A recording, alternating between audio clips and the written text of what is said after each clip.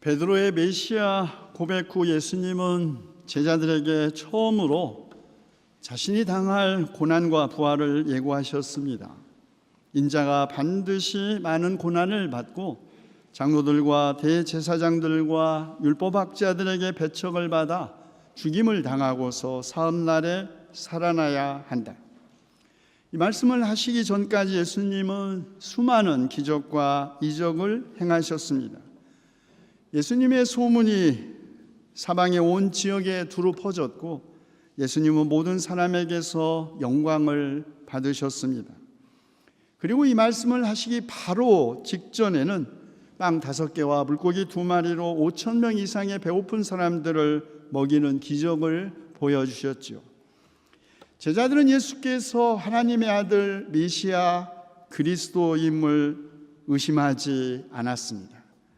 그리고 예수님과 함께 열 새로운 시대 영광의 자리, 하나님 나라 주님의 좌편과 우편에 앉게 될 것을 바랐을 것입니다. 그런데 이게 무슨 날벼락이란 말입니까? 그들이 모든 것을 걸고 모든 것을 버리고 따라 나선 예수님께서 오히려 많은 고난을 받고 배척을 받아 죽임을 당하게 될 것이라니요. 베드로가 예수님을 따로 붙들고 나가요. 주님, 안 됩니다. 절대로 이런 일이 주님께서 일어나서는 안 됩니다고 말하면서 예수께 대들었고 예수님을 바짝 잡아당기면서 항의했다는 마가복음과 마태복음의 보도는 충분히 이해할 만합니다. 그러나 어쩌면 제자들에게 더 큰 충격을 준 것은 그렇게 자신의 순환과 부활을 예고하신 주님께서 나를 따라오려는 사람은 자기를 부인하고 날마다 자기 십자가를 지고 나를 따라오너라고 말씀하신 것이었을지 모릅니다. 이제 주님이 당하실 고난이 무엇인지, 우리가 그분과 함께 걸어갈 그 길의 마지막이 어디에서 끝날 것인지 분명해졌죠. 십자가. 로마 제국에 반항한 정치범들에게 행해진 처형 방식, 나무에 달려 죽은 자는 하나님의 저주를 받은 자로 여겨져 유대교 율법에 따라 하나님으로부터 버림받은 자로 죽어야 하는 운명의 길이었습니다. 십자가를 지는 일, 그것은 1세기 그리스도인들에게는 문자 그대로 자기가 매달려 처형당할 그 십자가를 짊어지고 형장으로 가는 것을 의미했습니다. 비록 잔혹하고 참혹한, 고통스럽고 보는 이들을 두려움과 공포에 휩싸이게 하는 사형 방식이었지만 십자가형은 로마 제국의 식민지였던 팔레스티나 지역에서는 흔한 일이었습니다. 성서학자들은 예수님의 이 말씀이 예수님의 제자들도 순교를 각오해야 했던 초대교회 역사적 상황을 반영하는 것이라고 합니다. 죽음이 부활해로 인도했던 예수님의 길처럼 제자들도 단호하게 십자가의 길을 가면 마침내 하나님의 나라를 보게 될 것이라는 약속이라는 것이죠. 그리스도가 오직 고난을 받고 버림을 받은 자로서만 그리스도가 될 수 있었듯이 그의 제자들도 오직 고난을 받고 버림을 받은 자로서만, 오직 예수와 함께 십자가에 달린 자로서만 그의 제자가 될 수 있다는 것입니다. 그런데 이 누가복음이 기록될 당시는 사실은 그리스도인의 박해가 그 절정에 달했던 네로 황제의 통치기를 벗어나 있었습니다. 비록 로마 제국과 유대인으로부터의 의혹과 탄압이 온전히 사라지지는 않았지만 그래도 상대적으로 박해가 약화된 상황이었습니다. 그래서 그랬을까요? 누가는 병행 말씀인 마가와 마태를 약간 수정합니다. 마태는 예수님의 이 요청이 그의 제자들을 향한 것으로, 마가는 이 요청이 그의 제자들과 함께 무리를 불러놓고 말씀하셨다고 전하는데, 누가는 예수님께서 이 말씀을 모든 사람에게 하셨다고 함으로써 제자직에 대한 요청이 특별히 선별된 소수 집단이 아니라 예수님을 따라가려는 모든 사람에게 해당된다는 것을 강조합니다. 특별한 교육, 훈련을 받거나 서원을 하거나 혹은 직분을 가진 그리스도인에게만 제자직이 요청된 것이 아니라 그를 믿는 모든 그리스도인에게 요청된 것입니다. 누가는 또한 자기 십자가를 지고 라는 마가와 마태의 전승에 그 앞에 데일리, 날마다 라는 한 단어를 붙임으로써 한편으로는 순교의 위협과 고난 속에서 매일 죽음을 준비했던 제자들의 정황을 드러내면서 동시에 다른 한편으로는 자기 십자가를 지는 일이 삶의 이례적인 순교가 아니라 우리들의 지극히 평범하고 일상적인 삶 안에서 반복된다는 것을 암시한 것입니다. 그렇다면 우리의 매일의 일상적인 삶에서 자기를 부인하고 자기 십자가를 지고 예수를 따른다는 것은 무슨 의미일까요? 말틴 루터는 세상에서 수도원으로 갔다가 수도원에서 다시 세상으로 되돌아오면서 종교개혁을 수행했습니다. 그가 수도원을 떠나 세상으로 되돌아온 것은 그 세상 그 자체가 여전히 선하고 거룩하기 때문이 아니라 수도원도 세상과 별로 다름이 없었기 때문입니다. 수도원이 본질적으로 그리스도에게서 멀어진 것은 제자직을 소수의 특별한 업적이나 공로를 요구하는 것으로 이해했기 때문입니다. 그러나 예수님의 제자직은 수도원이 아니라 세상 한복판에서 실천되어야 했습니다. 예수님의 말씀에 대한 순종은 일상적인 우리들의 직업 생활에서 실천되어야 했습니다. 무언가 극적이고 드라마틱하고 결정적인 순간이나 행동이 아니라 우리의 지극히 평범한 매일매일의 일상생활 안에서 자기를 부인하고 자기 십자가를 지고 주님의 말씀에 순종하는 것, 이것이 오늘을 사는 그리스도인, 오늘의 그리스도의 제자의 길입니다. 그렇다면 자기를 부인한다는 것은 무슨 뜻일까요? 헬라어 본뜻에 따르면 자기를 부인한다는 말은 자기를 버린다라는 뜻이라고 합니다. 누가는 자기를 부인하는 행위가 아주 구체적으로 무엇을 의미하는지를 이어지는 14장 26절에서 구체화합니다. 누구든지 내게로 오는 사람은 자기 아버지나 어머니나 아내나 자식이나 형제나 자매뿐만 아니라 심지어 자기 목숨까지도 미워하지 않으면 내 제자가 될 수 없다고 말씀하셨습니다. 예수님을 따르기 위해 가장 기본적이고 친밀한 인간관계의 단절을 감수해야 했던 경험을 한 사람들은 압니다. 이것이 얼마나 힘들고 아픈 일인지. 그리고 아무리 인간의 자기 중심성과 이기성이 어디에서 표출되든지 간에 인간의 자기 중심성의 마지막 보루는 자기 목숨 아니겠습니까? 자기를 부인한다는 것은 자기 중심주의를 극복하는 것이고, 그리고 그 절정은 자기 목숨을 버리는 것입니다. 그러나 자기 부인은 결코 개인적 자학 행위나 금욕 훈련, 자살이 아닙니다. 인간은 자학, 금욕, 심지어 자살을 통해서도 자신의 주장과 고집을 관철할 수 있기 때문입니다. 그런 의미에서 자기 부인이란 자신을 아는 것이 아니라 오직 주님을 아는 것, 자기 자신을 보는 것이 아니라 오직 그리스도만을 보는 것을 의미합니다. 예수님은 제자들에게 날마다 자기 십자가를 지고 나를 따르라고 말씀하셨죠. 자기 십자가를 진다는 것은 예수님이 하신 일을 나도 같이 한다는 것을 뜻합니다.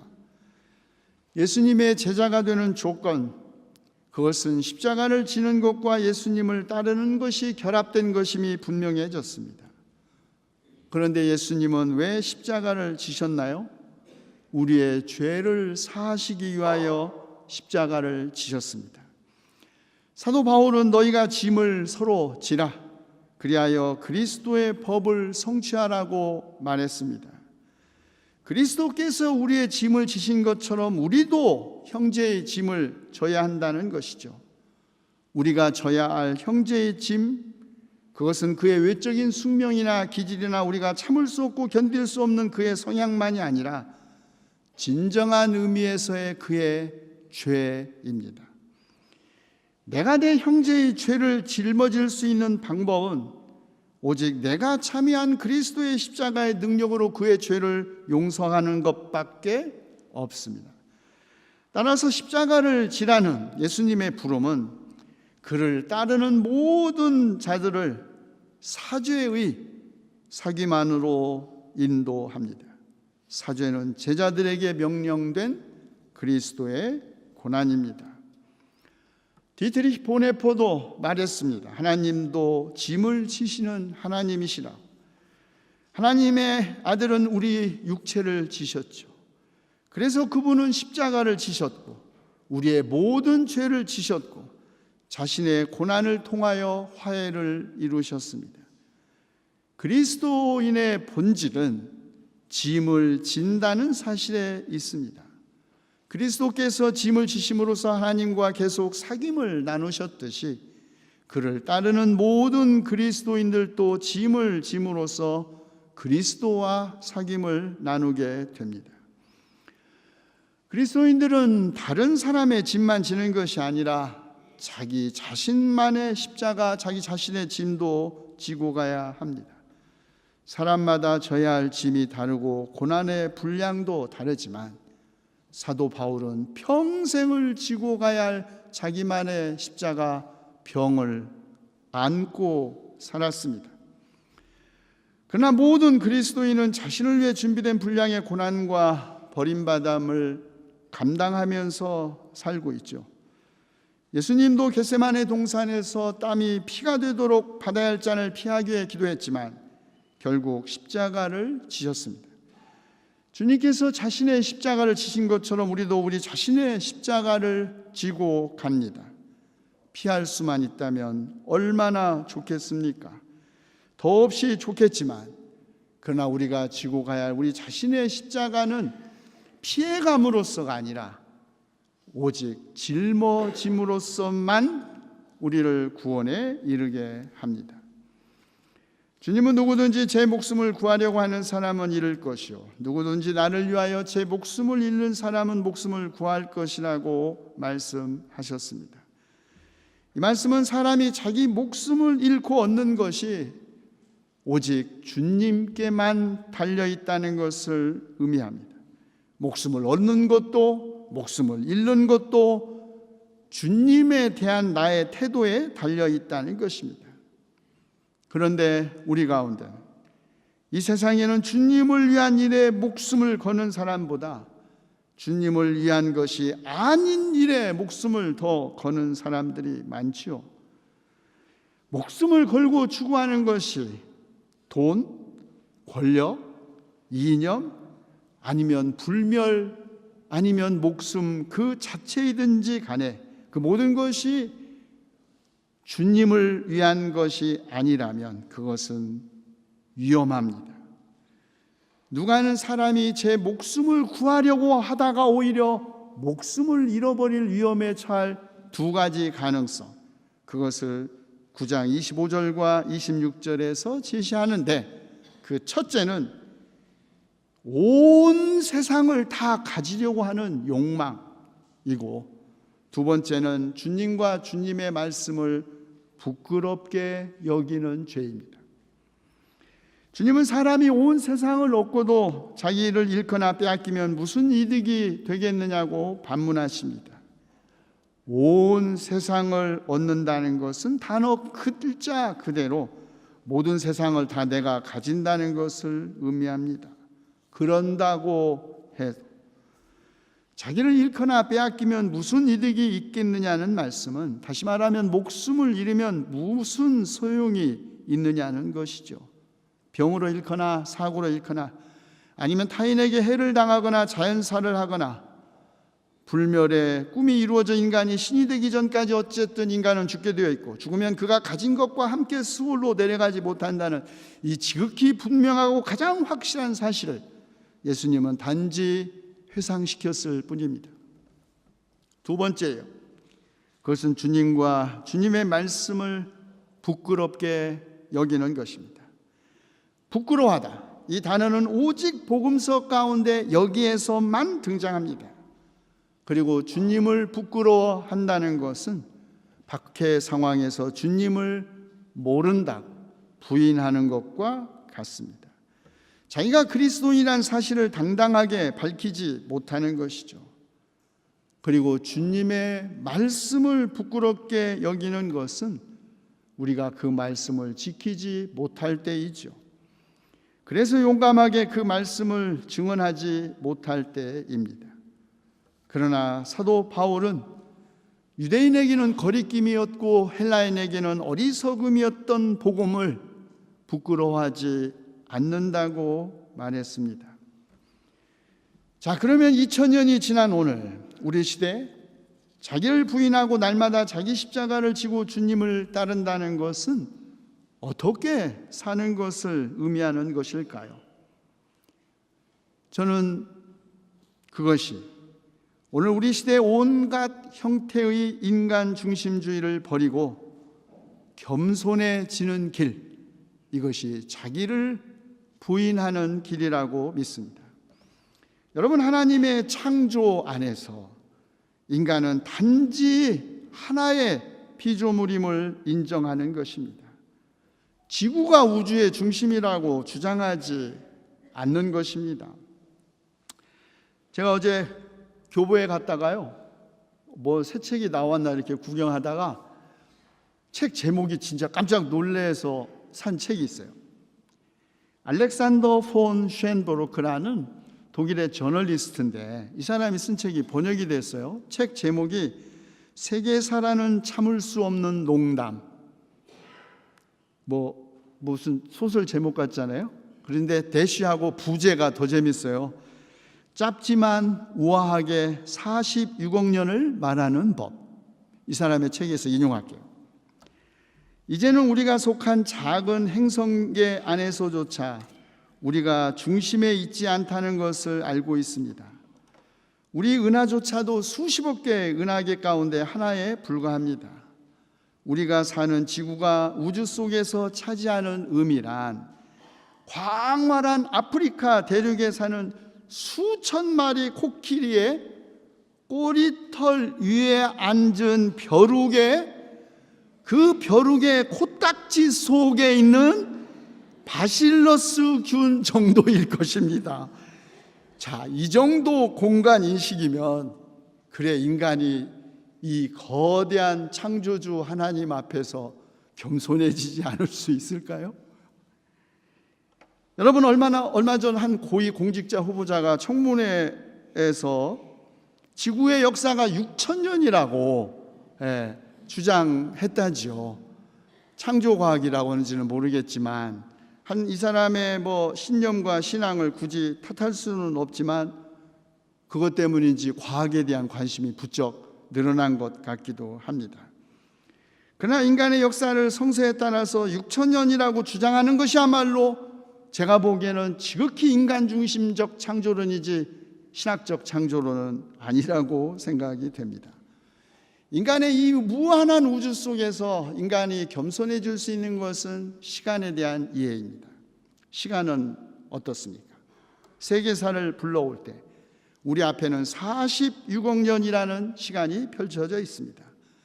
도구를 사용한 최초의 유인원이 등장한 때는 약 300만 년 전, 우리와 외모가 좀 같은 인간은 15만 년 전에, 생각하고 계획을 세우는 인간은 빠르면 7만 년 전에 비로소 등장했다고 합니다. 46억 년의 세계사를 눈앞에 떠올린다면 그 7만 년의 인류의 역사는 지극히 짧은 시간이죠.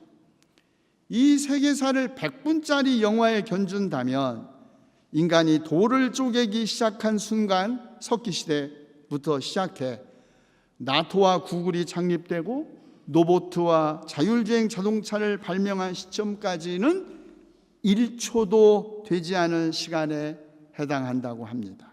그러면 기껏 살아봐야 100년 정도 살면 많이 산다고 할 인간의 수명을 생각하면 이 거대한 시간의 인식 속에서 인간이 겸손해지지 않을 수 없겠죠.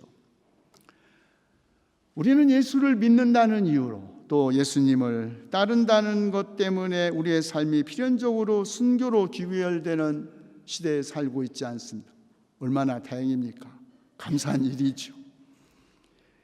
그러나 우리의 매일의 삶에서 자기 십자가를 지고 주님을 따른다는 것은 하나님의 나라와 그의 의를 언제나 그 무엇보다 먼저 구하는 삶, 우리의 세속적 욕망을 십자가에 못 박고 주님을 부끄러워하지 않는 삶, 다시 말해 나의 신앙을 공개적이고 공적으로 증언하는 삶, 그리고 실천하는 삶이 아니겠습니까?